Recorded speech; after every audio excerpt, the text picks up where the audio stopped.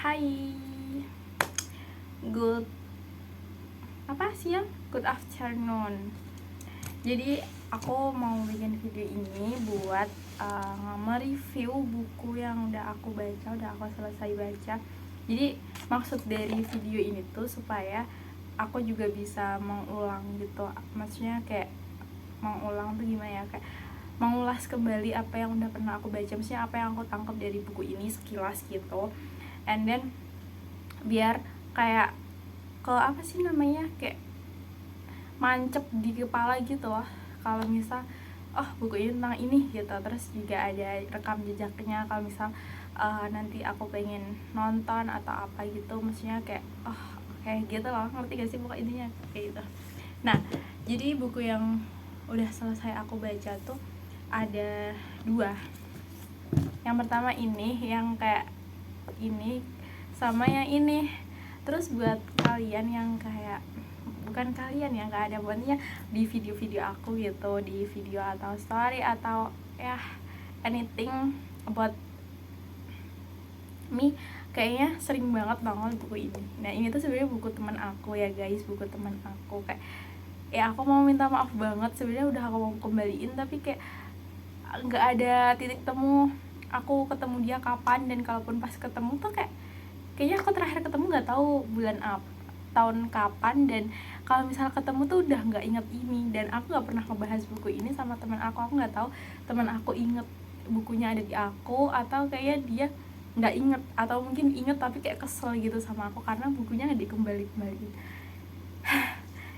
Ini udah bertahun-tahun dan aku baru selesai itu di bulan November kemarin karena aku ada target buat menyelesaikan satu buku dan targetnya tuh ini gitu. Meskipun ini udah dimulai dibaca tuh dari nggak tahu kapan, tahun kapan. Terus yang ini tuh buku Kimchi Confession, ini tuh dari bukunya Safira yang udah pengen aku beli dari nggak tahu kapan, pokoknya udah lama banget aku pengen beli ini, tapi baru aku merealisasikan dan bisa aku beli itu di kemarin di bulan November kayaknya. Dan ini cepet banget selesainya karena emang aku penasaran sama isinya dan aku tertarik ya sama orangnya, sama penulisnya. Jadi kayak ya aku ada rasa excited buat cepet-cepet nyelesain, buat cepet-cepet baca, buat penasaran apa sih isinya gitu, biar cepet selesai gitu. Nah, dan yang sekarang aku baca tuh sebenarnya ini tuh bukan yang kayak lagi aku baca gitu loh, sebenarnya kayak pengen cepet-cepet aku selesain karena ini juga udah lama banget aku beli, dari tahun lalu deh kayaknya. Aku beli pas waktu ada bazar buku di Gramet Bandung, harganya murah dan kayak menarik aja gitu dari covernya, dari judulnya gitu kan. Dan ternyata aku belum menyelesaikannya sampai sekarang. Tadi hari ini aku mulai baca lagi karena kayak pengen cepet-cepet selesai aja gitu di tahun ini, buku ini udah selesai gitu, biar aku nggak usah ada rasa pengen ngebaca, bukan rasa pengen ngebaca, ada kayak tanggungan buat ngebaca gitu loh. Aku tuh pengennya kayak apa yang udah aku beli aku baca, aku selesaiin, abis itu beli gitu. Jadi kayak ya gitu. Kayaknya alasannya aku nggak cepet-cepet nyelesain buku ini juga karena aku tadi pas waktu ngebaca juga ngebaca lagi kayak kayaknya emang aku nggak terlalu tertarik sama ini banyak lawaknya gitu, dan kayaknya lawaknya tuh kayak kurang masuk di aku gitu, jadi kayak sedikit kurang. Tapi ini pelajaran berharganya juga banyak kok dari cerita lawaknya itu sebenarnya. Terus sekarang yang lagi ongoing juga aku baca tuh ini Berdamai dengan Diri Sendiri, Seni Memahami Diri Apa Adanya dari Mutia Sayakti. Ini baru berapa ya, baru setengah kah aku ngebacanya, belum selesai juga ini. Dan ini aku mau membahas dulu tentang buku sebuah Seni untuk Bersikap Bodoh Amat dari Mark Manson. Kayaknya ini tuh udah bestseller banget, jadi kayaknya orang-orang yang suka banget baca buku self development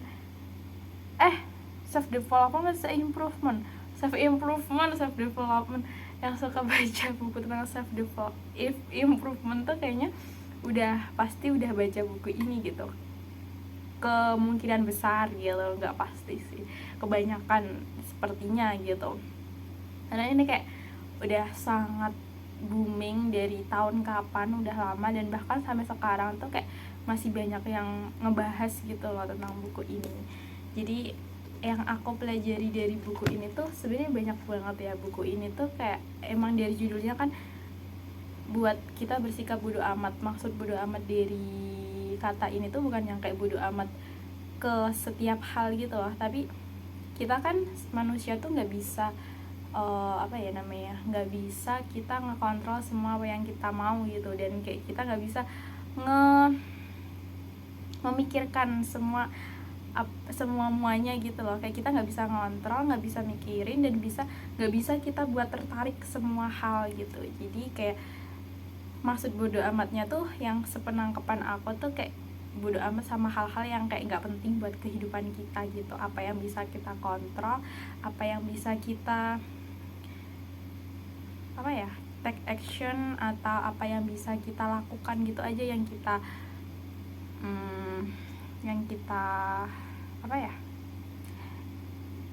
kita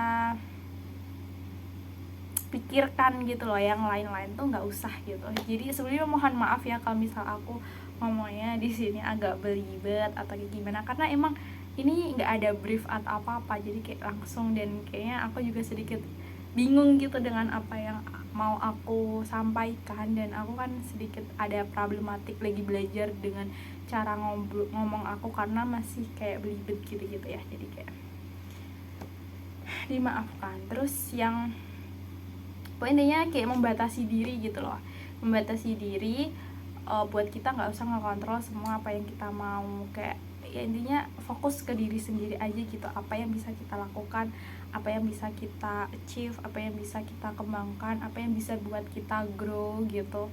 Dan kayak ada juga kayak pelajaran yang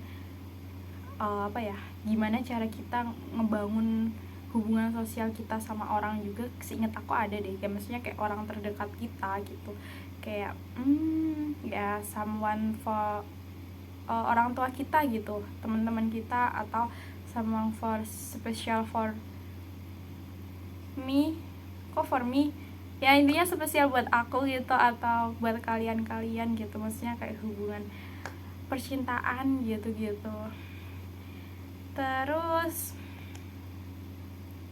kayak mengajarkan juga kalau misal kita pengen sesuatu tuh emang harus kayak bahasanya tuh emang harus diperjuangkan gitu loh. Semuanya nggak ada instan. Di sini juga menceritakan tentang dia gimana cara dia sampai sukses gitu, kayak pas waktu ngebangun blognya gitu sampai bisa serame sekarang, sampai bisa dia menulis buku ini juga. Dia maksudnya kayak banyak jatuh bangunnya gitu loh. Terus dia juga bukan yang orang yang sempurna, yang kayak jalan hidupnya tuh lurus yang bener gitu. Dia juga melakukan hal-hal yang nggak bener, hal-hal bodoh lainnya gitu. Tapi maksudnya dari hal bodoh itulah pelajaran berharga yang bisa dia dapat buat melakukan hal baik gitu loh. Jadi kayak kalau misal kita sebagai manusia melakukan hal-hal bodoh atau hal-hal yang menurut kita saat ini, waktu kita lakukan di waktu kemarin tuh kayak gila, bodoh banget ya gue melakukan itu sebenarnya kayak oke gitu loh. Maksudnya dari pelajaran bodoh itu kita bisa mengambilnya dan kita nggak mengulangi lagi gitu loh di masa sekarang atau di masa depan gitu. Kalau misal kita nggak mengalami hal kayak gitu kan kita nggak punya pelajaran ya, kita harus kayak gimana gitu. Jadi itu penting juga gitu hal-hal bodoh. Jadi kayak kalau misal kita melakukan kesalahan ya it's okay gitu, namanya juga manusia gitu. Dia juga baru pertama kali melakukannya gitu. Maksudnya dia nggak ada tujuan, nggak ada petunjuk dia harus kayak gimana. Jadi kalau misal melakukan kesalahan, kayak misalnya orang tua gitu atau ibu bapak gitu kan, mereka tuh kan juga baru pertama kali jadi orang tua, dan mereka juga nggak ada petunjuk yang kayak mengarahkan mereka harus bersikap seperti ini gitu. Pasti kalau misal mereka ada petunjuk kayak gitu, mereka juga belajar gitu. Mereka baca buku, mendengar podcast, atau ngelihat dari sekeliling mereka gimana cara mendidik anak yang baik gitu, atau mungkin nasihat-nasihat dari orang tuanya gitu. Jadi kayak mereka juga baru pertama kali, jadi kalau misal ada salah-salah ya it's okay, namanya juga manusia gitu. Terus yang aku highlight lagi tuh tentang buku ini tuh, aku pernah nulis di gak banyak ya nanti yang bakal aku sampaikan karena sedikit lupa, tapi aku sangat banyak belajar dari buku ini tentang kehidupan. Apa ya, pokoknya demi tujuan apa kamu mau menderita, mengapa saya menderita, demi tujuan apa. Ini aku pernah nulis ini ya, itu kayak aku juga jadi menanyakan ke diri aku gitu loh, ngapain aku menderita gitu sekarang, kenapa aku harus menderita, demi tujuan apa, kayak aku harus mau belajar kayak atau ningkatin skill aku, atau kayak menderita. Sebenarnya kuliah tuh nggak menderita ya, tapi kan kalau misal aku memilih kayak ya ngapain kuliah, mending aku kayak langsung nyari duit kayak, atau mungkin aku mending rebahan nonton gitu kan, nggak menderita kan gitu ya. Meskipun kita happy aja dan kayak kita juga enjoy melakukannya, tapi kan ada sedikit rasa menderita juga pas waktu kita melakukannya. Kayak misal waktu kuliah ada tugas gitu yang kayak udah deadline dan kita lagi mager mengerjakannya, tapi kayak mau gak mau kita harus ngerjain kan karena udah deadline kan, kita ngerasa menderita gitu. Demi tujuan apa sebenarnya kita mau mengerjakan itu sampai kita ngerasa menderita atau sampai begadang tengah malam tuh, demi tujuan apa? Itu yang harus dipertanyakan. Dan ya aku mendapat, kayaknya semua orang juga langsung tahu jawabannya gak sih kalau misalnya ditanya kayak gitu. Maksudnya dari kata-kata tersebut kita tuh bisa flashback ke diri kita sendiri gitu loh, kita bisa menanyakan ke diri kita sendiri sebenarnya untuk apa gitu loh. Jadi kayak kita bisa lebih tahu tujuan kita tuh mau kayak gimana gitu. Terus aku pernah nulis juga kayak, nah di sticky note ini awal-awal banget kayak lagi baca, terus aku lagi bahasanya tuh kayak rajin-rajinnya gitu aja sticky note gini kan. Ini coba aku bacain ya. Pada intinya hidup adalah rentetan masalah yang tidak ada ujungnya, dan solusi terhadap satu masalah hanya akan menciptakan masalah lain. Jadi kayak dari kalimat ini intinya ya, hidup tuh pasti ada masalah gak sih? Sebenarnya semakin dewasa juga orang juga bakal ngerti kalau hidup tuh pasti akan ada selalu ada masalahnya gitu loh. Kayak kita mau hidup tenang atau kayak gimana pun, kita nggak melakukan apa-apa, ada aja juga masalah yang tiba-tiba menghampiri gitu kan. Jadi kayak bener banget kalau misal ilmu tenang ya, maksudnya ketenangan itu tuh mahal gitu.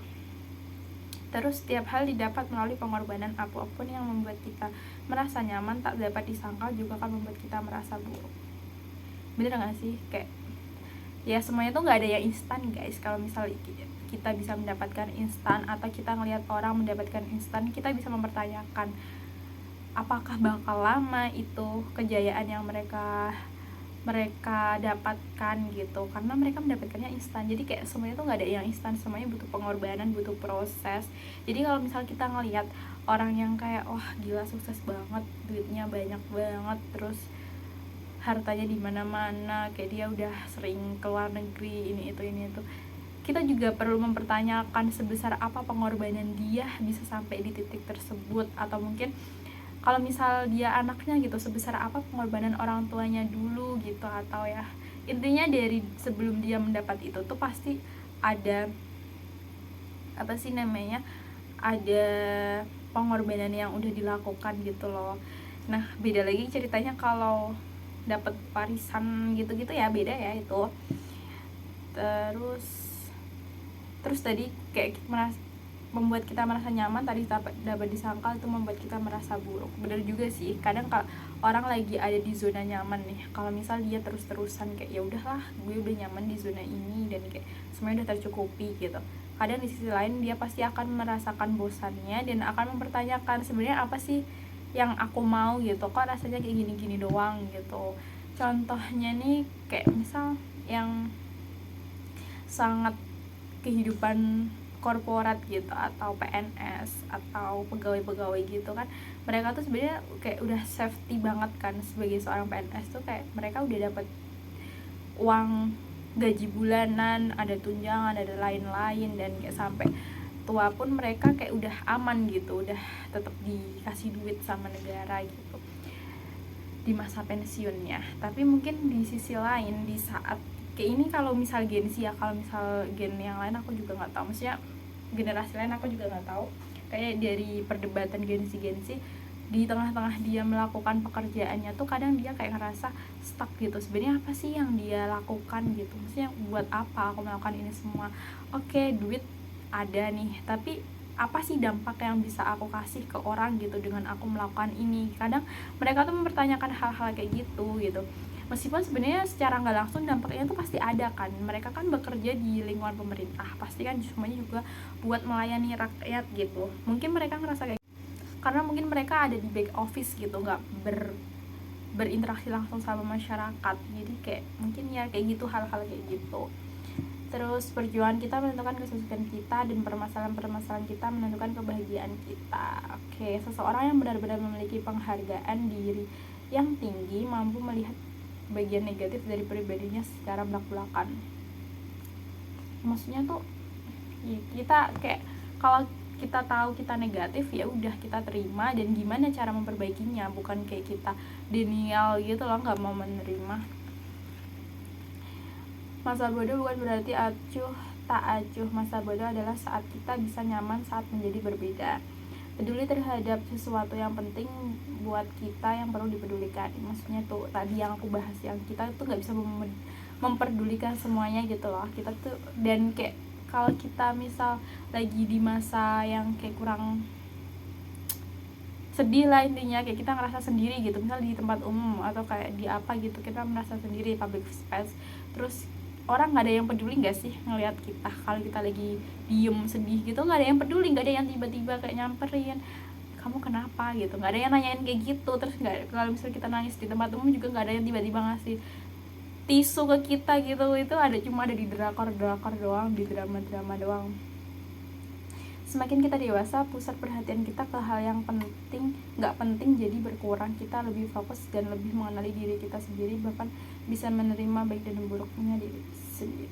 Oke, aku juga merasakan ini, maksud dari kalimat ini, karena semakin dewasa kayaknya semua orang tuh makin nggak peduli, banyak yang nggak peduli gitu loh. Kayak mereka lebih peduli ke apa yang bisa bikin dia grow atau orang-orang terdekat yang mereka sayangi.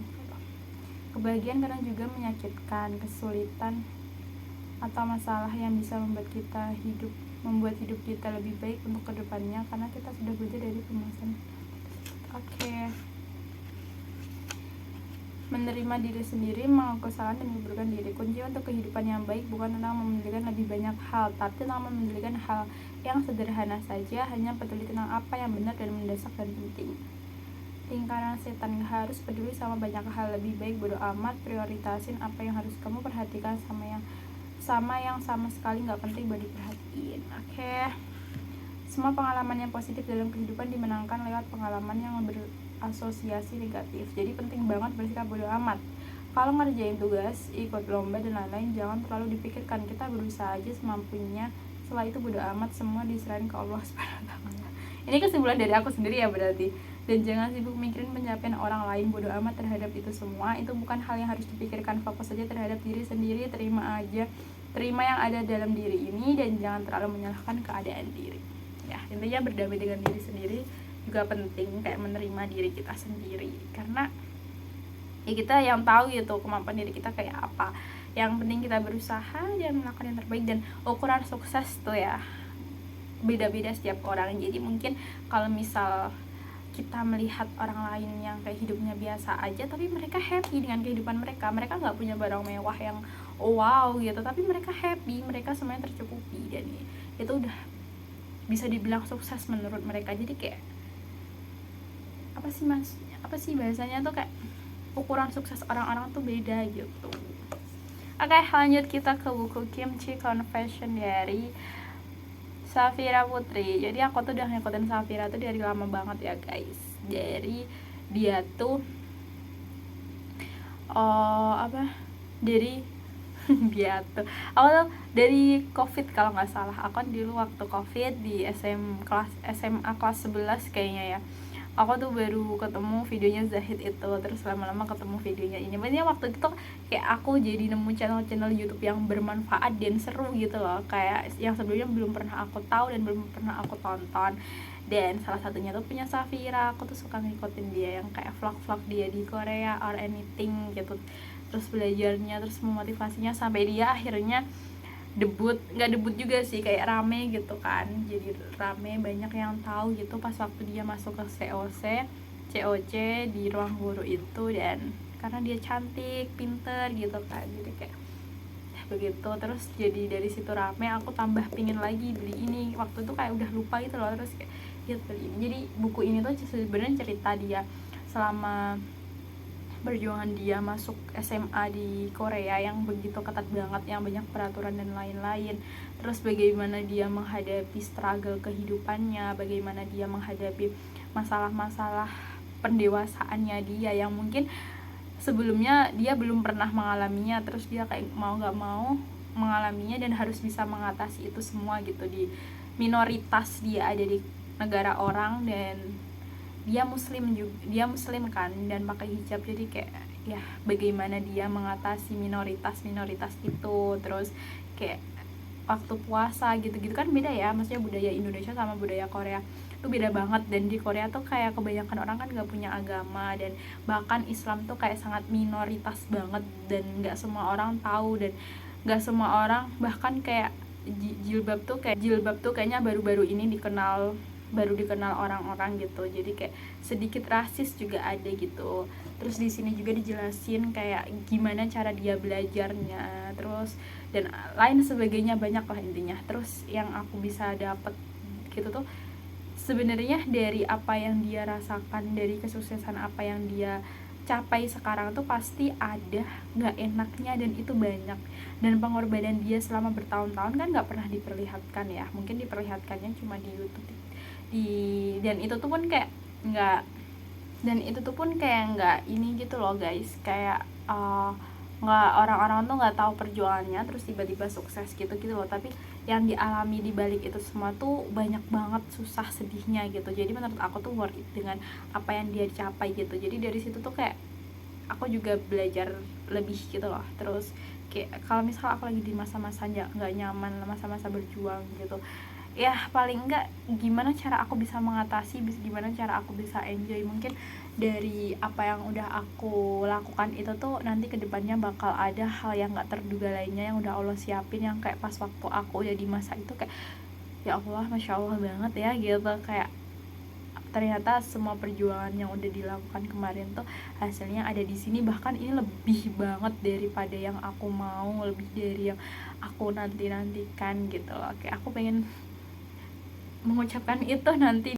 Terus satu lagi yang aku highlight dari isi buku ini, ada bahasa Sokwak Heng gitu.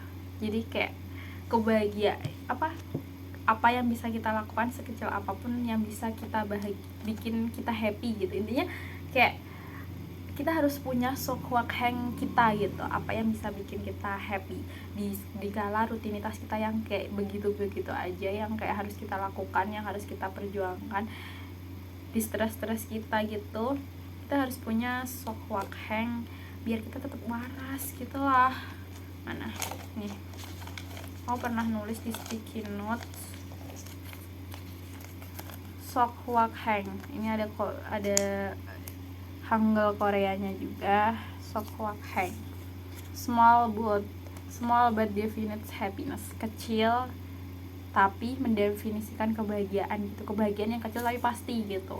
Contoh dari di Safira ini, dia tuh yang bikin Sokwak Heng, dia tuh kayak ngobrol sama kakaknya. Terus yang di highlight juga tuh pas waktu dia tuh kan pas waktu weekend gitu bisa keluar dari asramanya, terus dia ke kombini gitu, ke minimarket, beli ramen rasa yang beda-beda setiap minggunya, sama makan kimchi sama es krim kah atau apa gitu.